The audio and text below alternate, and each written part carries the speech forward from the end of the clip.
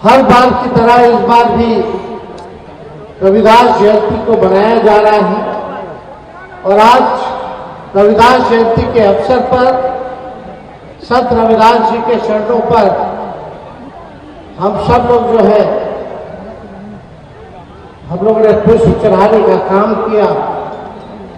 आज के दिन उनको नमन करते हैं और हम सब लोगों का मानना है कि आज के दौर में संत रविदास जी और भी प्रासंगिक हैं। उनकी जो विचार है वही हमारी पार्टी की और हमारे नेता लालू जी की भी विचारधारा है। और वो क्या विचारधारा है?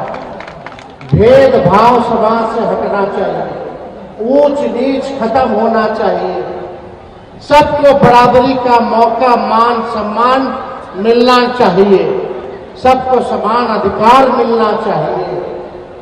जो अंतिम मैदान पे खड़ा समाज है, दलित समाज है, अति पिछड़ा समाज है, उन सबको मुख्य धारा में लाया जाए, यही संत रविदास जी, आदरणीय लालू जी, अंबेडकर जी, कांशीराम जी, फूले जी, कर्पूरी ठाकुर जी, बाबू जगजीवन राम जी, लोहिया जी, इन लोगों की ये विचारधारा है। और हम सब लोग नई पीढ़ियों को संत रविदास जी से सीखने का काम करना चाहिए, उनको पढ़ना चाहिए, उनको जानना चाहिए कि क्या संघर्ष उन्होंने किया और जो बातें उनकी है, कितनी गहराई उनकी बातों में रही, कितने पूजनीय हैं, इस बात को हम सब लोगों को समझना चाहिए। खास तौर के नौजवान जो नई पीढ़ी है और पहले की भी जो पीढ़ी है, जो हमारे अभिभावक बुजुर्ग हैं,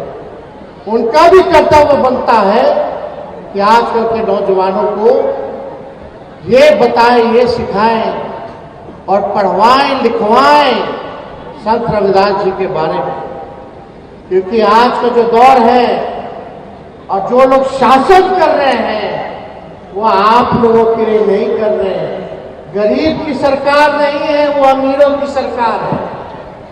चुनाव खत्म हो गया, वही झुग्गी झोपड़ी गांव में बसने वाले लोगों का घर उजाड़ने का काम कर रही है सरकार। ठेला वाले को, सब्जी बेचने वाले को, मछली बेचने वाले को, जो सड़क पे बेचते हैं, उनको उठा उठा करके भगाया जा रहा है, उजाड़ा जा रहा है। गरीब को बसाने का काम करना चाहिए तो ये लोग उजाड़ने का काम करें। और जो लोग सत्ता में हैं, बड़े शातिर लोग हैं, जलसाज लोग हैं, झूठ बोलने वाले लोग हैं, महाठग लोग हैं।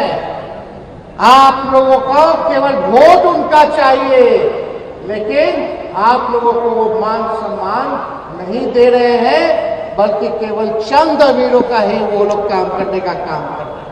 और उनका प्रयास है कि बाबा साहब अम्बेडकर ने जो संविधान को लिखने का काम किया था, उस संविधान को ये लोग खत्म कर, उसी संविधान के तहत आप सब लोगों को वोट का अधिकार मिला था। अगर संविधान खत्म होगा तो वोट का अधिकार खत्म होगा।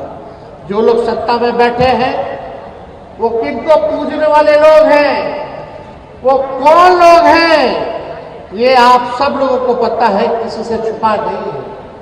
लेकिन आप लोगों की जो मांग रही सुचंद्र राम जी ने सभी रविदास समाज की ओर से जो मांगों को रखा है, हम उसका पुरजोर समर्थन करते हैं और हमको लगता है उस मांग को जो है पूरा करने की जरूरत है। हुआ इस पे हमको ज्यादा कुछ नहीं कहना। लोक हारा, तंत्र जीती और जनतंत्र को इन्होंने मशीन और धनतंत्र बना करके रख दिया। इस पे हमको कुछ टिप्पा टिप्पणी नहीं करना। लेकिन आज अपराध इतना बढ़ गया, अगर गरीब बच्चियों के साथ बलात्कार होता है तो एफआईआर नहीं होता है तो झूठा पोस्टमार्टम रिपोर्ट दे देता है। और अपराधियों को बचाने का काम ये सरकार करती है, संरक्षण देने का काम करती है। आज पूरे बिहार में शराब बिक रहा है, कागज पे शराबबंदी है और जेल जाता है केवल वही दलित समाज का लोग सबसे ज्यादा जेल में बंद है।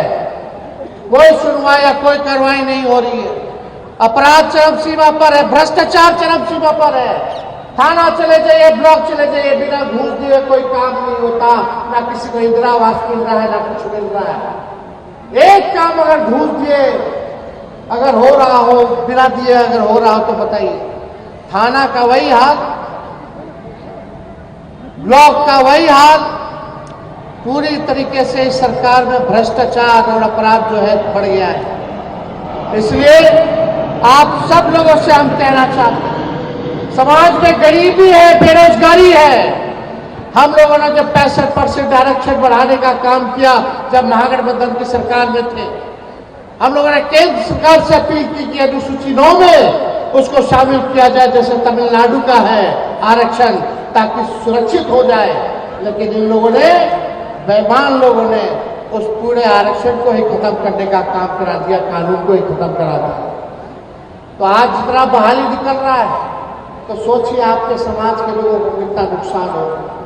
हजारों के तादाद में आपके बाल बच्चा को नौकरी मिलता, लेकिन आज वो आरक्षण को खत्म कर दिया तो हजारों हमारे नौजवान युवा साथी युवती जो दलित समाज के हैं, पिछड़ा समाज के हैं, आज उसको नौकरी नहीं मिल पा रहा है।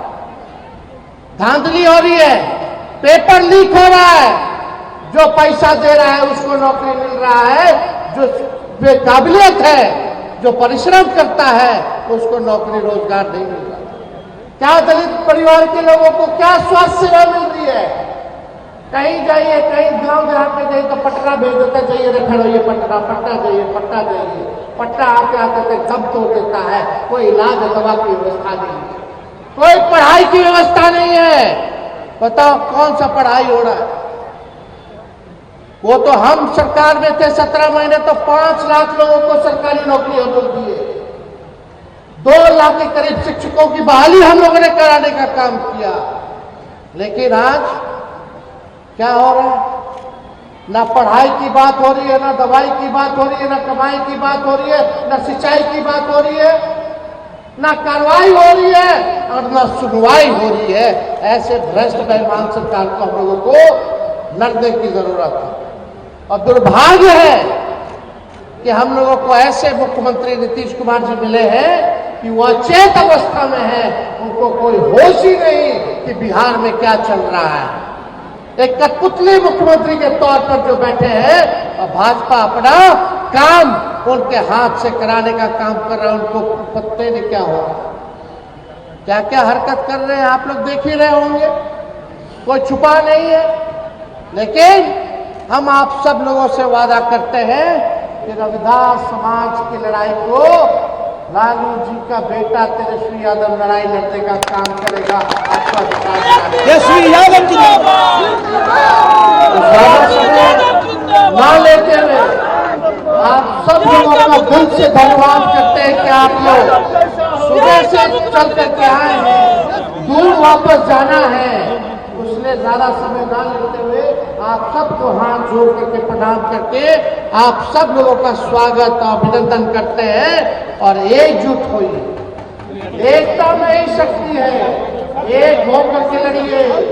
चुनाव आता है, पैसा बांटता है, वोट लेता है, चुनाव के बाद वही लोग घूस लेता है, वही लोग पढ़ने नहीं देता है, वही लोग दवाई नहीं देता है, इलाज नहीं करता है, नौकरी रोजगार नहीं देता है, कारखाना नहीं देता है, बल्कि गरीब को जानने का काम करता है। तो आप सब लोगों